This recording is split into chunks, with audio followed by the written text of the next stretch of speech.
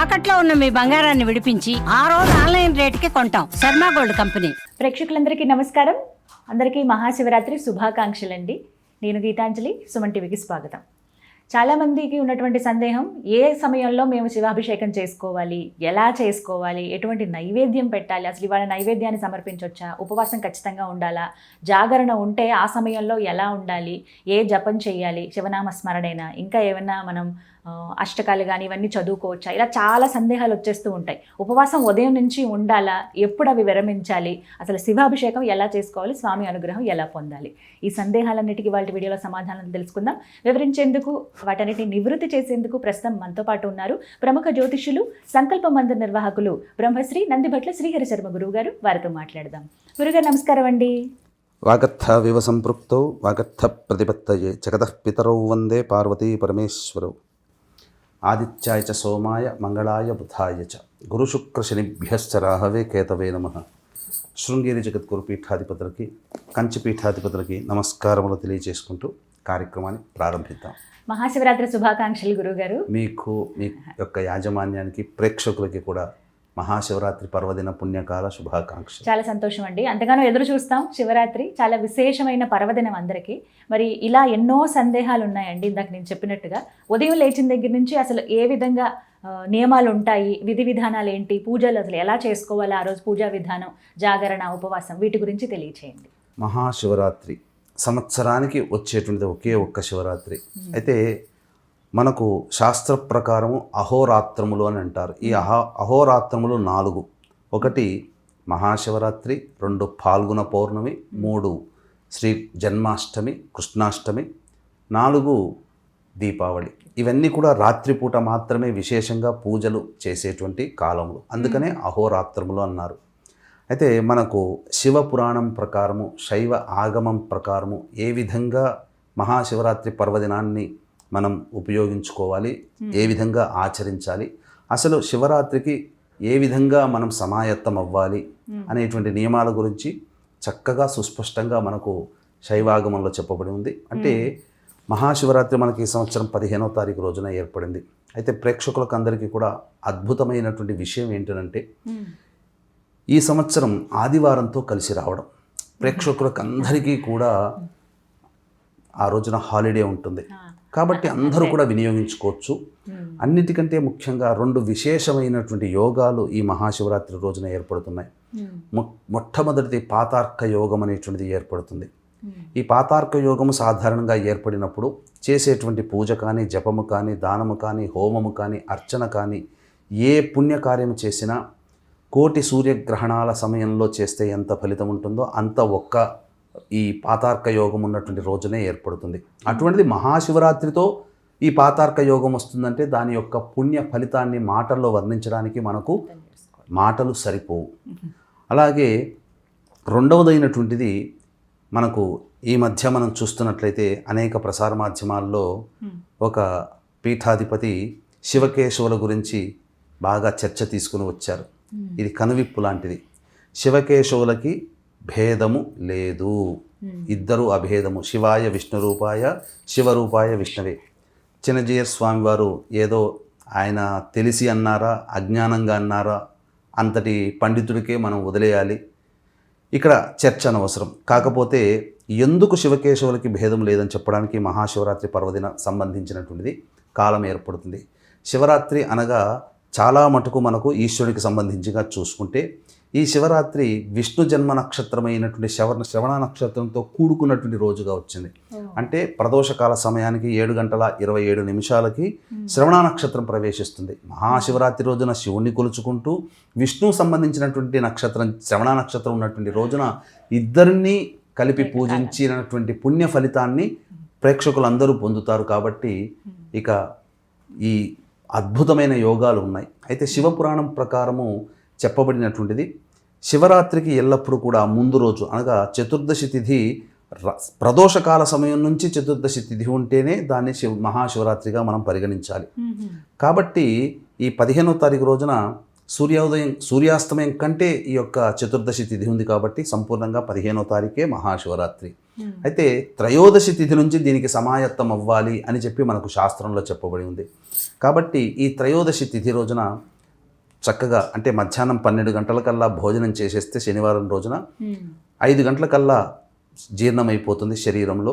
కాబట్టి సాయంకాల ప్రదోషకాల సమయానికల్లా కూడా పూర్తిగా శిరస్సుతో పూర్తిగా శిరస్నానం ఆచరించాలి.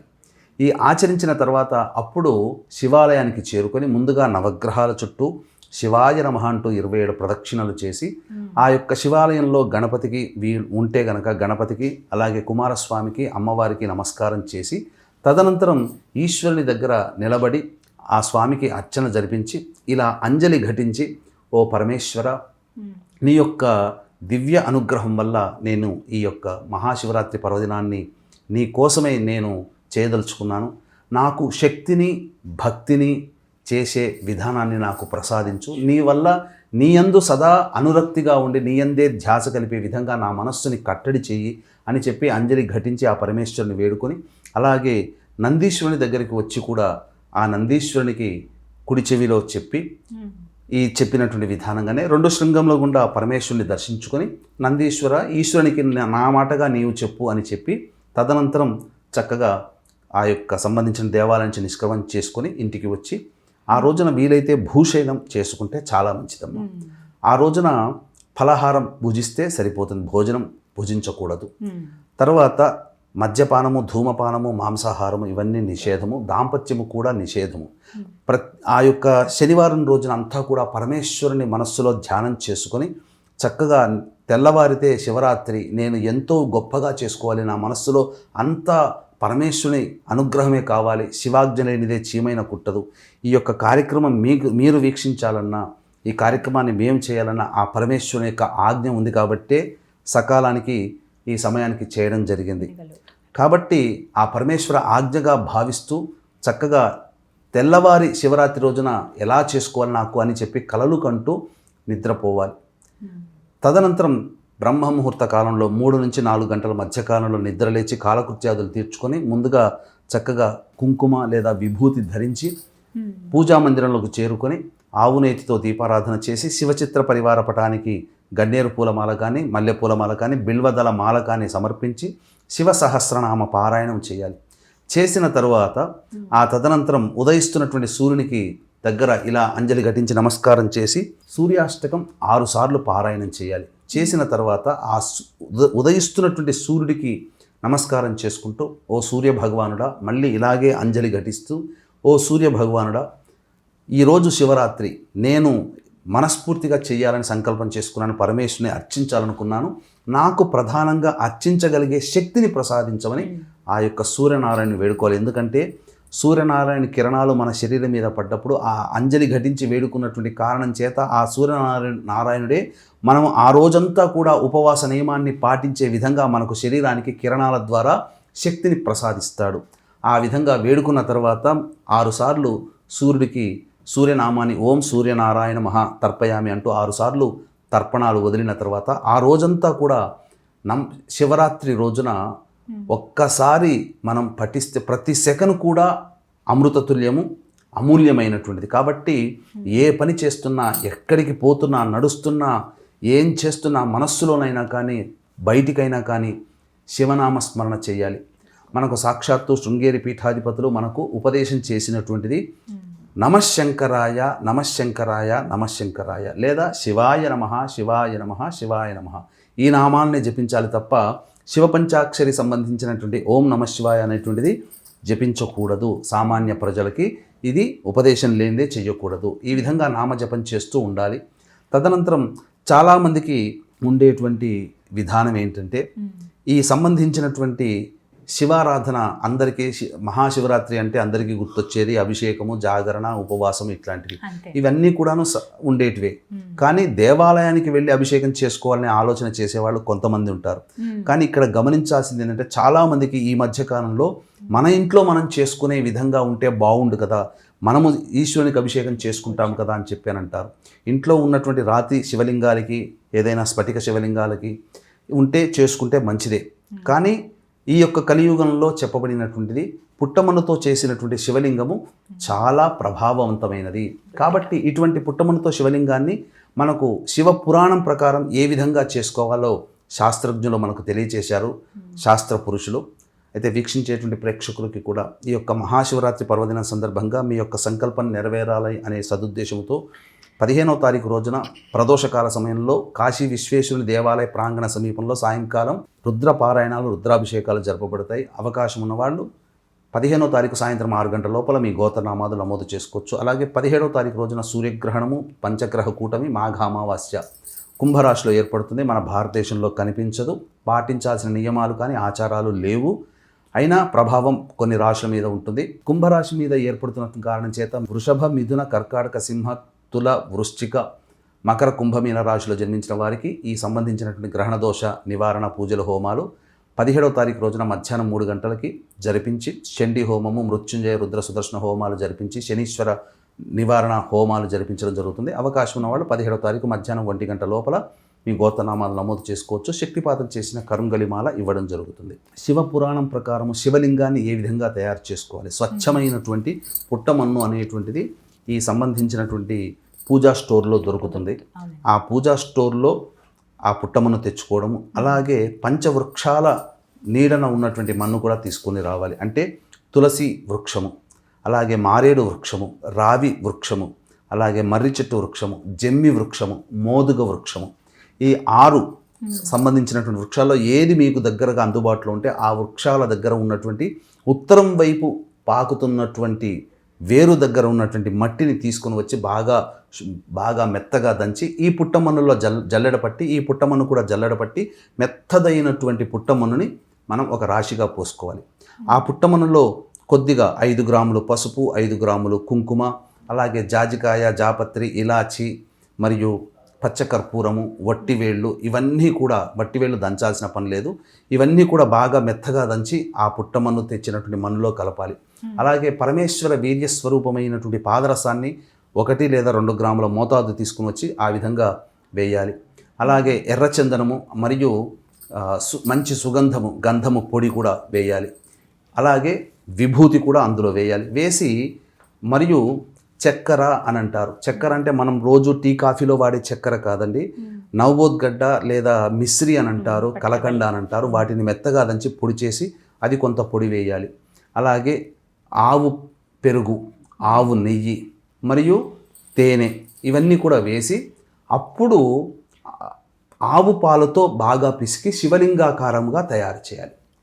చేసిన తర్వాత అప్పుడు ఆ యొక్క ఆవు నేతితో కనుక శివలింగాన్ని మొత్తము అద్దితే అది అభిషేకం చేసినా కరిగిపోకుండా ఉంటుంది. ఈ విధంగా మధ్యాహ్నంలో మీరు ప్రిపేర్ చేసుకొని ప్రదోషకాల సమయానికి అంతా కూడాను మీరు శివాభిషేకానికి రెడీ చేసుకోవాలి. అయితే ఇక్కడ సాధారణంగా వీక్షించేటువంటి ప్రేక్షకులు కూడా అందరూ కూడా 100కి 100% లేదా 99% మంది చేసేటువంటి తప్పు ఏంటనంటే ప్రతి పదార్థము కూడా అపవిత్రమే. మనం అభిషేకం చేస్తాం, మనం బావిలో నీళ్లు తెచ్చుకున్నామండి, నదిలో తీసుకొచ్చామండి, చెరువులో పట్టుకొచ్చామండి, అయినా అపవిత్రమే. శివాభిషేకానికి అపవిత్రతతో కూడుకున్నటువంటి పదార్థాలతో ఎప్పుడూ కూడా అభిషేకం చేయకూడదు.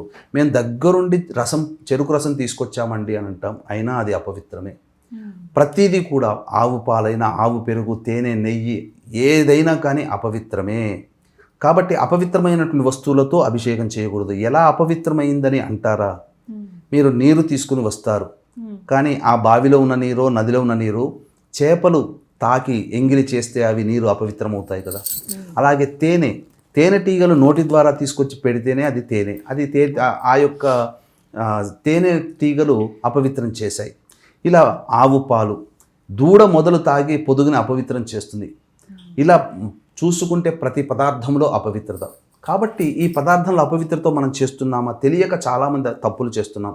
ఈ అపవిత్రత పొందినటువంటి పదార్థాలని మనము అమృతీకరణం చేయాలి. అమృతీకరణం చేయాలి అంటే మనకు గమనించుకున్నట్లయితే గరుడ ముద్ర అనేటువంటిది ప్రదర్శన చేయాలి. కాబట్టి అభిషేక ద్రవ్యములన్నీ కూడా మీరు సాయంకాల ప్రదోషకాల సమయానికి ఈ సంబంధించినటువంటి గరుడ ముద్ర అనేది ఆ ద్రవ్యములన్నీ దగ్గర పెట్టుకొని మంచినీటి బిందె పెట్టుకుంటారు కదా, అవన్నీ పెట్టుకొని ఇప్పుడు ఈ సమయంలో ప్రదోషకాల సమయం అనగా 6:13 సూర్యాస్తమయం అవుతుంది కాబట్టి అప్పుడు మీరు 6 గంటల కల్లా ఈ సంబంధించిన వస్తువులన్నీ శివలింగంతో సహా మీరు ఉత్తరం వైపు ఫేస్ పెట్టాలి. ఎందుకంటే మనకు ఉత్తరాన హిమాలయాలు ఉన్నాయి.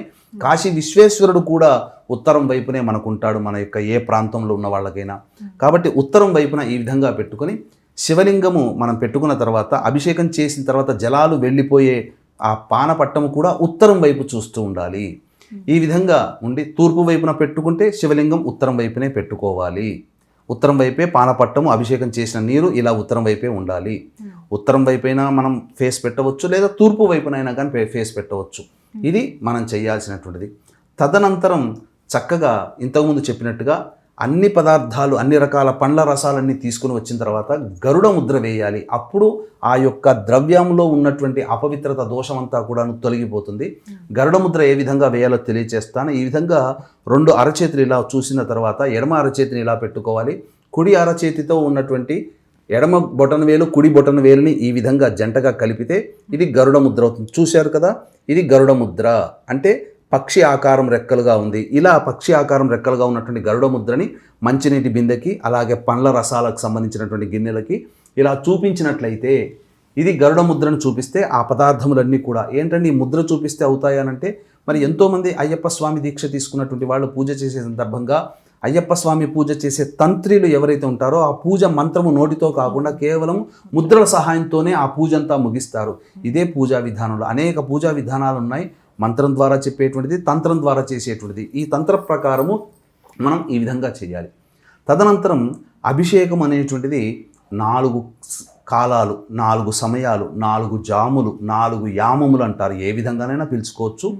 ప్రతి జాములో కూడా మనం కొన్ని పదార్థాలతో అభిషేకము చేయాలి. అలాగే అలంకారము, అలాగే అర్చన, అలాగే ఏ మంత్రము జపించాలి అన్నీ కూడా మనకు ఈ యొక్క శాస్త్ర ప్రకారం చెప్పబడి ఉన్నాయి. కాబట్టి సాయంకాలం 6:06 నుంచి 9:05 మధ్య కాలంలో ఆవు పాలతో పరమేశ్వర లింగాన్ని అభిషేకం చేయాలి. చేసిన తర్వాత గంధముతో అలంకరించి పచ్చని పూలతో అర్చన చేయాలి. నైవేద్యముగా పెసర పొంగలి, నువ్వు పొంగలి అన్నట్టుగా పెసర పొంగలి నైవేద్యముగా పెట్టాలి. ఈ యొక్క సమయంలో ఖచ్చితంగా జపించాల్సింది కనీసం 108 సార్లు తక్కువ కాకుండా జపించాల్సినటువంటిది ఓం హ్రీం ఈశానాయ నమః. ఇక తదనంతరం 2వ సమయం అనేటువంటిది రాత్రి 9:30 నుంచి మధ్యరాత్రి 12 గంటల వరకు ఉంటుంది. ఈ సమయంలో అభిషేకము ఆవు పెరుగుతో అభిషేకం చేయాలి.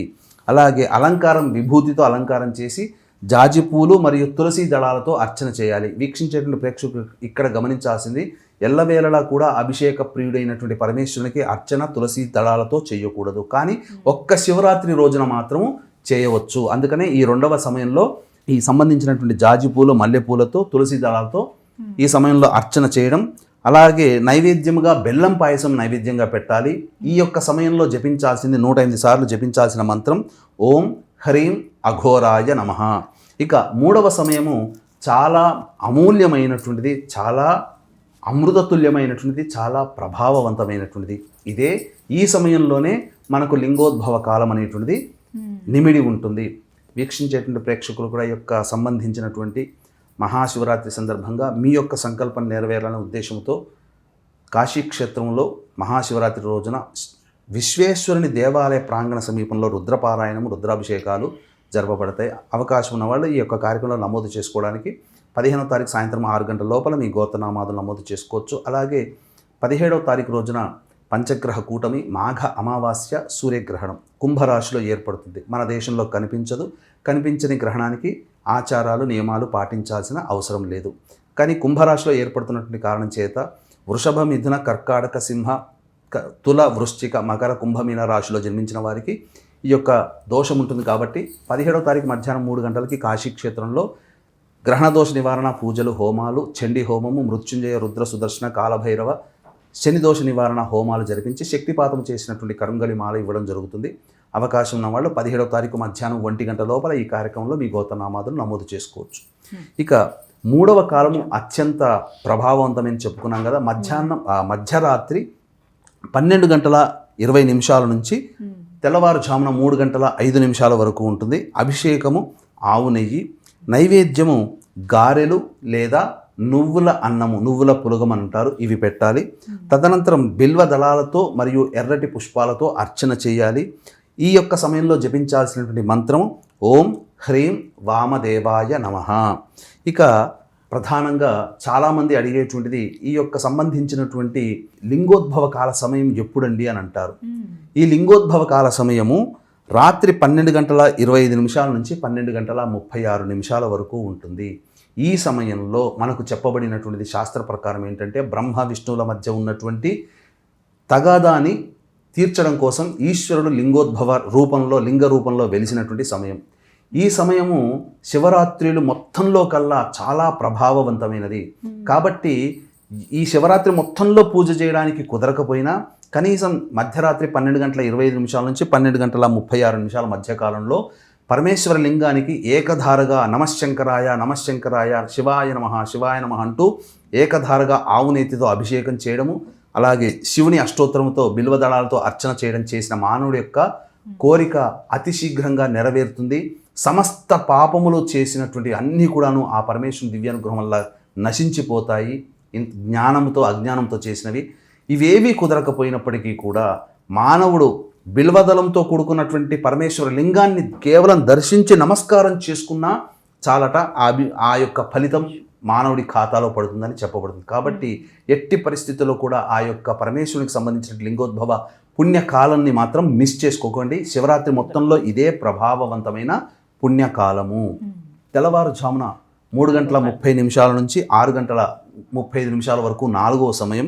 ఈ సమయంలో తేనెతో చక్కెర అంటే కాఫీ టీలుగా పెట్టుకునే చక్కెర కాకుండా నవబోద్గడ్డ మిశ్రీ గడ్డ అని అంటారు, దాన్ని పొడి చేసి ఆ పొడిని నీటిలో వేసి ఆ విధంగా ఈశ్వరునికి అభిషేకం చేయడము. నీలిరంగు తెల్లని పుష్పాలు అంటే నీలిరంగు అంటే నల్ల కలువ పుష్పాలు కానీ శంకు పుష్పాలు కానీ అలాగే నందివర్ధనము మల్లెపూలు జాజిపూలతో కానీ అర్చన చేయాలి. చేసిన తర్వాత నైవేద్యముగా కేవలము గంజి వార్చినటువంటి గోరువెచ్చటి అన్నాన్ని నైవేద్యంగా పెట్టాలి. ఇక ఈ సమయంలో జపించాల్సినటువంటి మంత్రం ఓం హ్రీం సద్యోజాతాయ నమః అనే నామాన్ని చెప్పాలి. ఇక తదనంతరం ఆ యొక్క శివుని పూజ అంతా అయిన తర్వాత ఆ రోజంతా కూడా సంతోషముగా చేసుకున్నాననే నిండైనటువంటి భక్తిభావంతో స్నానం ఆచరించి ఇంటిల్లిపాది తదనంతరం మళ్ళీ చక్కగా ఒక కలశంలో నీటిని తీసుకొని అర్చించినటువంటి అభిషేకం చేసినటువంటి నిర్మాల్యములన్నీ కూడా పక్కకు పెట్టి మళ్ళీ అభిషేక జలంతో అభిషేకం చేయాలి. అభిషేక జలంతో అభిషేకం చేసేటప్పుడు కూడా ఈ విధంగా మళ్ళీ ఆ యొక్క అభిషేక కుంభానికి అనగా ఆ కుండకి గరుడ ముద్రని ఈ విధంగా చూపించి అప్పుడు ఆ నీటితో ఈశ్వరునికి అభిషేకం చేసిన తర్వాత ఇంట్లో ఇల్లాలు కానీ ఇంట్లో వాళ్ళు చేసినటువంటి అనేక రకాలైనటువంటి శాకాహార పదార్థాలని స్వామివారికి కొద్దిగా ఒక పళ్ళెంలో కానీ విస్తరాకులో కానీ నైవేద్యముగా పెట్టి తదనంతరం అతిథులకి అభ్యాగతులకి అనాథలకి ఎవరికైనా కానీ అన్నదానము లేదా చేసిన వంటకాలు వాళ్ళకి పెట్టి తదనంతరం అప్పుడు ఇంటిల్లిపాది కూడాను వచ్చి అప్పుడు భోజనం చేసినట్లయితే శివరాత్రి పుణ్య వ్రతాన్ని ఆచరించిన వాళ్ళవుతారు. ఈ యొక్క ప్రభావాన్ని పొందినటువంటి వ్యక్తి యొక్క పుణ్యాన్ని దేవతలకి సైతం కూడా వర్ణించడానికి మాటలు సరిపోవని మనకు సాక్షాత్తు కుమారస్వామియే అగస్త్య మహామునికి చెప్పినటువంటి మాట. కాబట్టి ఇదేదో నా మాటగానో ఇంకేదో కాదు, సాక్షాత్తు కుమారస్వామి అగస్త్య సంవాదములో శివపురాణాంతర్గతంగా చెప్పబడినటువంటి మాటని అందరూ కూడా ఆలకించి పరమేశ్వరుని యొక్క దివ్య అనుగ్రహాన్ని పొంది తరించండి. ఇది అనుభవిస్తే తప్ప తెలియదు. కాబట్టి అందరూ కూడా శివరాత్రి యొక్క పూజా విధానాన్ని ఏ విధంగా చేసుకోవాలి, ఏ సమయంలో చేయాలి, ఆ రోజున ఏ విధంగా ఉండాలి అందరికీ తెలిసిందే జాగరణ. కాబట్టి ఈ విధంగా శివనామ స్మరణ చేసుకుంటూ చక్కగా చేసుకున్నట్లయితే పరమేశ్వరుని యొక్క దివ్య అనుగ్రహం పొంది శివాజ్ఞ లేనిదే చీమైన కుట్టదు. కాబట్టి మీ యొక్క సంకల్పం నెరవేరాలంటే ఈయన అనుగ్రహం కావాలి. ఇటువంటి రోజున అందరూ చెప్పిన విధంగా ఆలకించి మీరు చక్కగా ఆచరించండి. ఈ విషయం నచ్చితే 10 మందికి మీ బంధువులకి స్నేహితులకి హితులకి ఈ యొక్క విషయాన్ని చేరవేయండి. ఎందుకంటే చాలామందికి తెలియని విషయాల్ని మీకు ఈ యొక్క ప్రసార మాధ్యమంగా మీకు తెలియజేయడం జరుగుతుంది. కాబట్టి అందరికీ ఈ యొక్క విషయాన్ని తెలియజేసే ప్రయత్నం చేయండి. చక్కగా వివరించారు గురుగారు, ధన్యవాదాలండి. సర్వం శ్రీ ఉమామహేశ్వర పరబ్రహ్మార్పణమస్తు.